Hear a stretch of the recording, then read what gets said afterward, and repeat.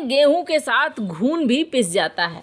आखिरकार ईरान ने समंदर के बीचों बीच एक जहाज को पकड़ लिया है और जिसमें भारत भी फंस गया है, अमेरिका भी फंस गया है। आखिर ईरान ऐसा कर क्यों रहा है? ऊपर से ओबामा और जॉर्ज बुश से ईरान ने मांगे हैं $313 मिलियन और मामला सिर्फ यहीं तक नहीं रुका है, बल्कि आग की लपटों से घिर गया है ईरान। आखिर क्या कुछ चल रहा है? बहुत ज्यादा हलचल मची हुई है जियोपॉलिटिक्स में। क्या ईरान अब सीधे अमेरिका से लड़ने को तैयार है? जानेंगे जियोपॉलिटिक्स में क्या कुछ चल रहा है। आइए जानते हैं इन खबरों को विस्तार से। ऐसा लगता है जैसे ईरान अमेरिका से लड़ने के लिए अब तैयार हो चुका है और कभी भी लड़ाई छिड़ जाए ऐसे वाले हालात देखने को मिल रहे हैं। इधर ईरान के अंदर ना 2-4 घटनाक्रम हुए हैं और उस घटनाक्रम के बाद ही ये सारी चीजें हो रही हैं। सबसे पहले तो ईरान के पास में इजराइल और अमेरिका ने युद्धाभ्यास किया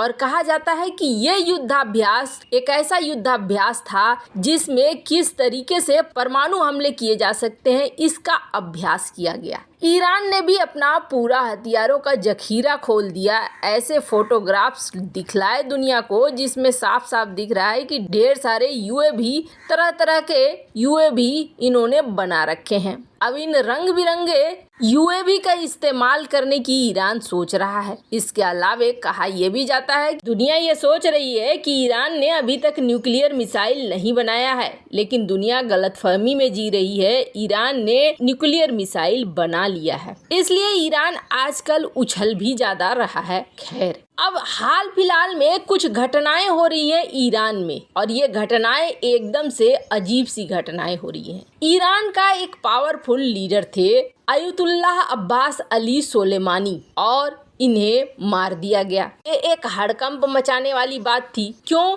क्योंकि अयतुल्लाह अब्बास अली सोलेमानी ये कोई आम शख्स नहीं था। वैसे इस शख्स की बात करें तो ये शख्स एक इमाम था और इमाम होने के साथ साथ ये फ्राइडे की मीटिंग और फ्राइडे की प्रेयर्स को अरेंज करता था। अपने देश में क्या चलेगा, कौन से नियम चलेंगे, ये सारी चीजें इसी के हाथ में होती थी। इसके अलावे 88 मेंबर होते हैं इनकी असेंबली में जो सुप्रीम लीडर को चुनते हैं। अभी जैसे सुप्रीम लीडर है खामनेई, तो ये 88 मेंबर हैं, यही चुनते हैं कि कौन बनेगा अगला सुप्रीम लीडर।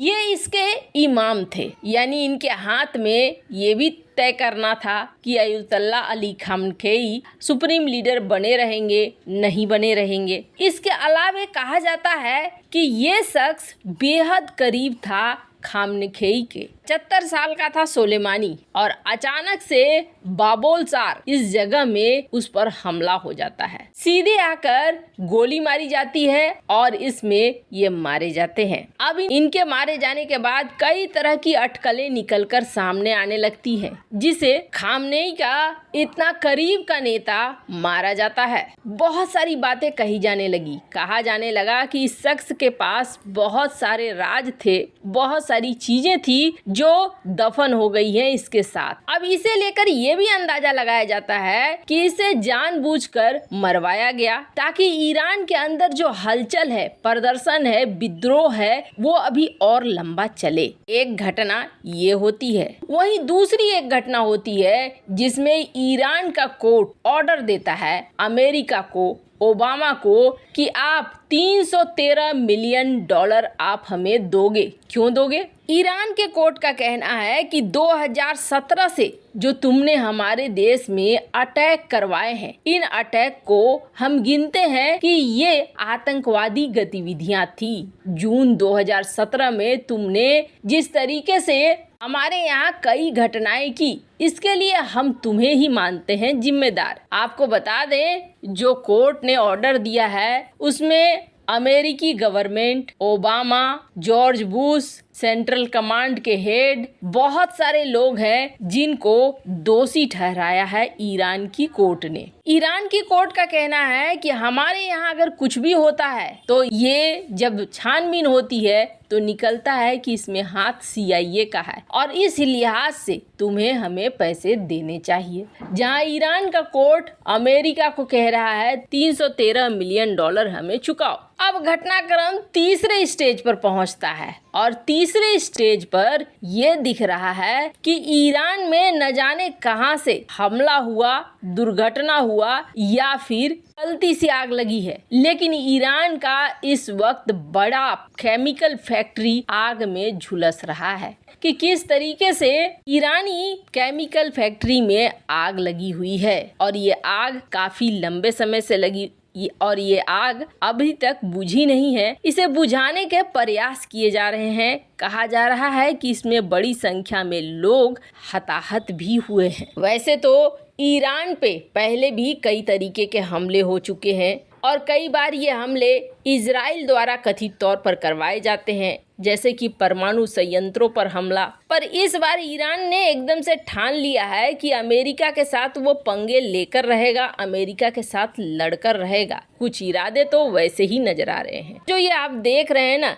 ये एक ऑयल टैंकर है। ये ऑयल टैंकर किसका है तो आपको बता दें, ये ऑयल टैंकर दरअसल है अमेरिका का। इस ऑयल टैंकर का नाम एडवांटेज स्वीट है और ये 27 अप्रैल को दोपहर को ओमान की राजधानी मस्कट के ठीक उत्तर में ओमान की खाड़ी में देखा गया। ये जहाज कुवैत से निकला था और इसे जाना था अमेरिका के ह्यूस्टन शहर के लिए और इसी बीच में ओमान के पास ईरानी नेवी इसे घेर लेती है और ईरानी नेवी घेर कर इसे जब्त कर लेती है। एक वीडियो भी रिलीज किया जाता है जो आप स्क्रीन में देख रहे हैं कि किस तरीके से हेलीकॉप्टर से उतर रहे हैं ईरानी रिवोल्यूशनरी गार्ड और इन्होंने इस जहाज को पूरी तरीके से कब्जे में ले लिया। अमेरिका की नौसेना ने इस बात की पुष्टि भी कर दी कि हाँ, ईरान ने ऐसा किया है, ईरान ने अंतर्राष्ट्रीय कानून के खिलाफ ये काम किया है, उसे तुरंत ये तेल टैंकर छोड़ देने चाहिए। ईरान की तरफ से क्या कहा गया? ईरान ने ये कहा कि कल फारस की खाड़ी में एक अज्ञात जहाज ईरानी जहाज से टकरा गया, जिसकी वजह से ईरानी चालक दल के कई सदस्य लापता हो गए हैं, घायल हो गए हैं और इसीलिए हमने उस जहाज को पकड़ा हुआ है। हालांकि इन्होंने नाम नहीं बताया कि हमने अमेरिका की जहाज को पकड़ा है। ऐसे जब इसकी ट्रैकिंग हो रही है तो दिख रहा है कि ये कोई असामान्य व्यवहार नहीं कर रही है, स्ट्रेट ऑफ हॉर्मुज से निकल रही है जहां दुनिया के तेल का 5वां हिस्सा गुजरता है। अब ईरान ने इस जहाज को पकड़ा है और फंस गया है भारत। क्यों? क्योंकि भारत के 24 सदस्य हैं जो इसको चला रहे थे और सारे के सारे भारतीय हैं। अब भारत में केरला की सरकार ऊपर दबाव बन रहा है कि जल्दी से जल्दी इसे रिलीज किया जाए। खैर, मजे की बात आपको बता दें, कहा जा रहा है कि जहाज का असली मालिक एक चीनी कंपनी है जो अमेरिका के लिए तेल भेज रहा था। खैर, आपको क्या लगता है, क्या ईरान भारतीयों को किसी तरह का नुकसान पहुंचाएगा? कमेंट कर अपनी राय जरूर बताएं।